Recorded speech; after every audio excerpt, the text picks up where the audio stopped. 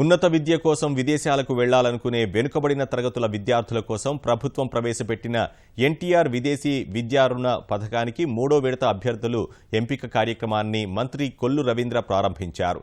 విజయవాడలోని పొట్టి శ్రీరాములు ఇంజనీరింగ్ కళాశాలలో ఈ కార్యక్రమం నిర్వహించారు. బలహీన వర్గాల విద్యార్థులకు విదేశీ విద్య కోసం ప్రభుత్వం 10 లక్షల వరకు ఆర్థిక సాయం చేస్తుందని మంత్రి తెలిపారు. అర్హులైన విద్యార్థులు ఎప్పుడైనా ఆన్లైన్లో దరఖాస్తు చేసుకోవచ్చన్నారు. ముఖ్యమంత్రి చంద్రబాబు నాయుడు గారు బలహీన వర్గాన్ని ప్రోత్సహించాలి, వారికి అవకాశాలు కల్పించాలి, దానికోసం ఒక వినూత్నమైనటువంటి కార్యక్రమాలు తీసుకోమని మమ్మల్ని ఆదేశించారు. దాదాపు ప్రతి సంవత్సరం 3,300 కోట్ల రూపాయలు విద్య కానీ అత్యధిక శాతం విద్యకే మనం కేటాయించడం జరుగుతుంది. ఇది కాకుండా 8,832 కోట్ల బీసీ సప్లాన్ కూడా మొట్టమొదటిసారి భారతదేశంలో ఆంధ్ర రాష్ట్రంలోనే ప్రవేశపెట్టారు బలహీన వర్గాల కోసం.